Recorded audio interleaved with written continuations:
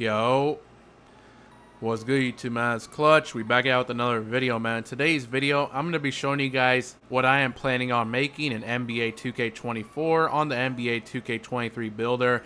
Now, I have seen Uncle Demi has been doing this. He's been showing like a couple builds that I think are going to be good in NBA 2K24 on the 2K23 builder. I thought it was a pretty good idea, so I figured I'm gonna start doing that as well. And of course, the actual game hasn't came out yet, so we don't know. This build might be pretty bad when the actual game comes out. I'm just basing this build on all the information we have received on Twitter from like Mike Wang and stuff like that, so just keep that in mind. All right, so now, if you guys don't know, the maximum height for point guards now is 6'8". They got rid of the 6'9" Demigod point guards. So I'm going to make the build shooting guard. And the reason for this is because I want to be like an ISO spot up. I'm going to have one of my friends play point guard for me most of the time. And I want to be a shooting guard matching up with the centers. Because I play twos, I want to be a shooting guard matching up with the centers with good defense. And I also do want to be able to ISO if I can, or if need be. So I'm gonna go shooting guard, and this other stuff is personal preference, of course. All right, now moving on to the height. Now, we don't really know what heights are going to be good. Of course, they said 6'9" demigods are not going to really be in the game. Of course, the actual height's still going to be in the game, but it's not going to be as OP as it was in this year. It sounds like you're not going to be able to get a lot of good drill moves anymore at 6'9". I'm not sure exactly what the height is that you will still be able to get all the good drill moves. I'm being honest though, whatever the tallest height is, in order to get pretty good drill moves, that's what I'm going to make, whether it be 6'7" or 6'8". I don't think it'll be 6'9". My guess, it'd probably be like 6'7" or 6'8". I'm gonna make the build 6'9" just in case 6'9" still get decent dribble moves, because I want to be the tallest as possible. But my gut feeling, I'm not gonna lie, since we can make 6'8" point guard still, I feel like 6'8" might be the new meta. That's just what I think. I could be wrong though. I'm gonna go 6'9". I'm gonna go 206 on the weight. And the wingspan, I do want to have long wingspan because this build's gonna have good rebounding, so I'm gonna go 7'6". Just in case, because I might go 83-3, just depends. That was a sweet spot for me on NBA 2K23. I know Mike Wang did tweet out that 75 3-ball can be enough if you're a good shooter. I don't know if I want to chance it, especially on my first build. I like to be able to hit more shots than not, so I might go higher. I'm gonna go 7'6" wingspan, and then body shape obviously doesn't matter. All right. Now moving on to the build, I'm going to show you guys exactly I'm going to show you guys what my ideal thing would be, and I'll show you guys little alternatives. Like, I'm fine sacrificing on certain stats. Now the close shot, I don't want this crazy high. I would say the bare minimum, I would want like a 67, maybe like a 70 at the bare minimum. If I can get it to like a 75, 76, I would prefer that though. Of course, we don't know what ratings will unlock certain badges in the new game, so don't really pay attention to obviously like the badges in this game. Doesn't really matter. I would say I'd want like a 75 to 70 close shot, nothing crazy. And driving layup, I probably would get the same thing. I don't really care. Maybe like a 67, maybe a 70. I'd say like a 70 is good for me. I don't really care about having the best layup packages, so I'd be fine with a 70. Now driving dunk, here's a very key thing. Of course, as you guys know, they did get rid of limitless takeoff and they got rid of quick drops. So in my opinion, I don't think rim running is going to be nearly as OP as it was in this game. So for that reason, I'm not going to go crazy on the driving dunk. I think a good rating is anywhere in between like 75 and 80. And again, I'm not going 80 for quick drops. You're probably saying, oh, don't you know quick drops are out of the game in 2K24? I know that. I feel like 80 is just a good rating though, because besides quick drops, there are some other dunk packages that are pretty good at this rating, like Clyde Drexler dunks, straight arm tomahawks, front clutches. I don't know if they're still going to be at 80. If they are, I think 80 will be a good threshold. I don't really care about contact dunks. It also depends on like what the rating is for contact dunks. They are saying they're going to make it harder to get this year, so it's not going to be 86 like this year. Who knows? It might be like 90. It depends. If it's 86 again, then I probably will go 86 for the contact dunks. But if it's like 90 plus, I probably won't really care about it because I think that's too much of an investment. I'd say a bare minimum for me is 80 driving dunk though. And standing dunk, I'm being honest, since they did get rid of limitless takeoff and quick drops, I feel like standing dunks are going to be super OP. They already were pretty OP in this game, so I'd say bare minimum, I would want like a 65 standing dunk. Ideally, if I can get like a 75, 80 standing dunk, that would be crazy. Like I said, since we can't really take off from the free throw line anymore, I think standing dunks will be pretty OP. Like I said, they already were pretty OP in 2K23. So now that we don't have quick drops or nothing, I feel like they will be even more OP this year. So I'd say anywhere from a 65 to a 75 would be good for me. All right, moving on to shooting. Now, of course, Mike Wang did say, he said some people will be deadly with the 75 3-pointer, while others will go 1 for 10. So if you're a good player and you're fine shooting with a low rating, you could just go 75. I'm not really crazy on the mid ranges, so I just went like 71. 70 or 71 I think is good. I think that's really all you need. Now here's another thing to keep in mind. They did buff the mid range fades, like spin jumpers and stuff like that. So if you want to go 75, you definitely could. I think I'm going to go like somewhere around like the 70 rating and 3-ball. Now again, he did say 75 if you're a good shooter, which I am a pretty good shooter. On next gen and current gen, I shoot above 70% from 3 with thousands of games played. So I probably would be good with the 75 3. I don't think I want to chance it though, especially for my first build. I don't want to be out here shooting 50. So just in case, I might go 83 pointer just to be safe. If you're not 100% confident with the 75 3, I think this is a good move to do. Go 80 if you want. If you're fine with the 75, you definitely could do that. I think I'm gonna play it safe and I'm gonna go somewhere around the 80 rating for my first build. If we find out later that 75 is all you need, then maybe I'll make a new build with 75. And then free throw, I'm a 2s player. I don't really care about that. Okay, now moving on to playmaking. Now, like I said, I want to be an ISO spot up. So pass accuracy, Mike Wang did address this also.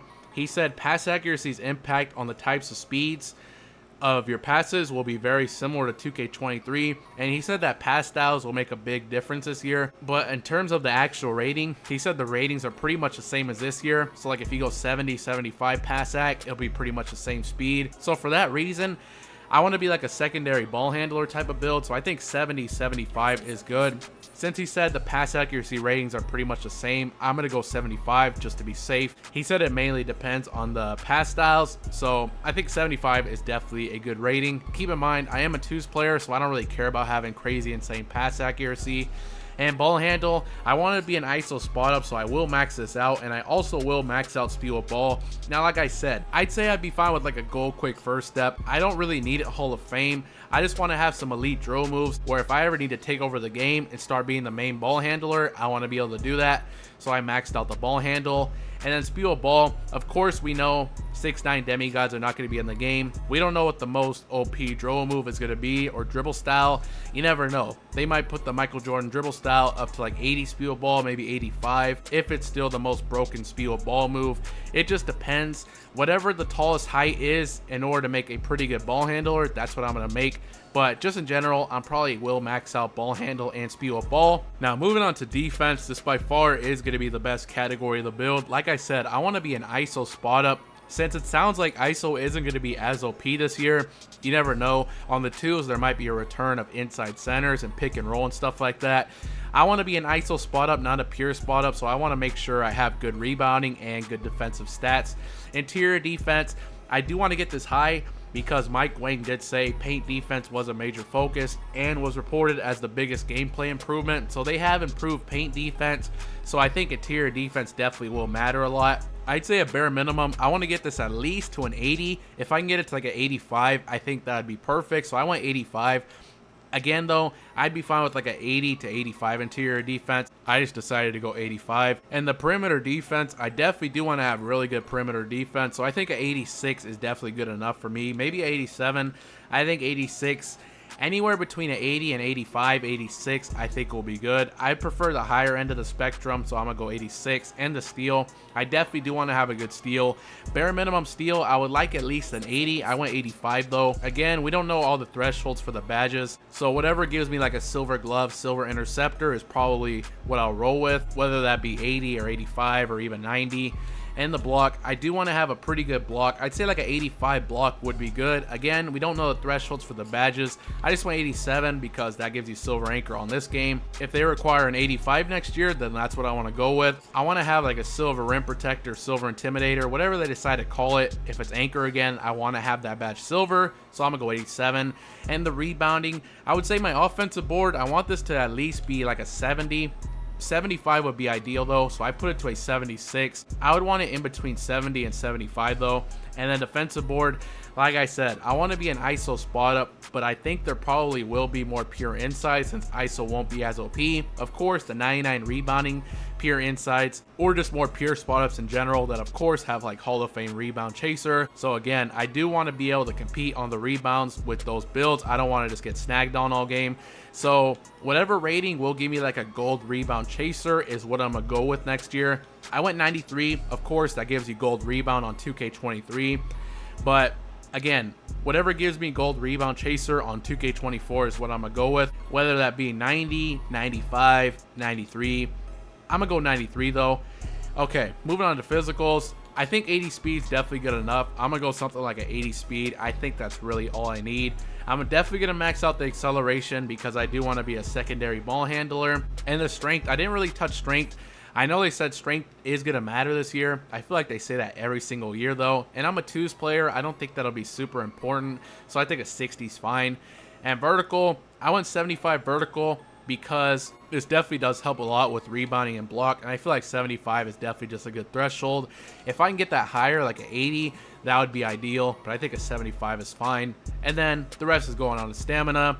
I think a 95 stamina is definitely more than enough. And this right here is somewhat of the build I would like to make for NBA 2K24. I would like to make a build pretty similar to this with really good defense. Defense is going to be the main focus of my build. They said defense is a lot better, paint defense and perimeter defense.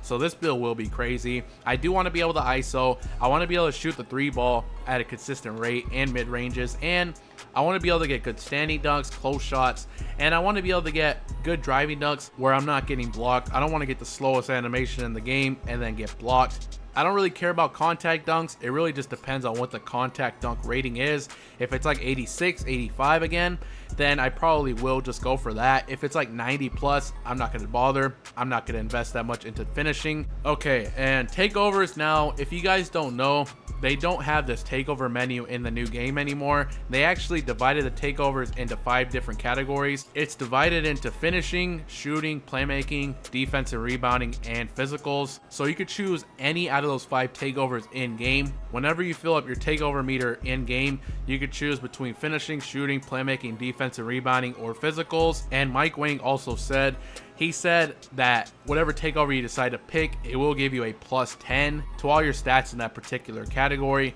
So say you pick plus 10 to physicals, you'll have a 90 speed, 88 excel, 70 strength, 85 vertical, and then of course like a 99 plus stamina. So I just want to throw that out there. They're not going to have this takeover menu, so this doesn't really matter. And this right here is definitely the build that I'm thinking about making in NBA 2K24. Now they also did announce that they came out with a lot of new build names. So this build's called a 3&D2 guard, but they did announce they're going to be coming out with a lot of new and refreshed build names. So do expect that. If I was to make this build in 2K24, I would assume it would probably give me a better and different build name. But that's pretty much the end of the video, man. Let me know what you guys think about this build in the comment section below. Let me know what you guys also did think about this video idea. Would you guys also like to see like what I think will be like the best center build or like the best point guard build? If you guys have any suggestions for builds you guys would like me to make that I think are going to be good in 2K24 based on all the news we have received so far, let me know down in the comment section below. I really would appreciate it. Make sure you guys do drop a like, subscribe if you're new, and I'm out.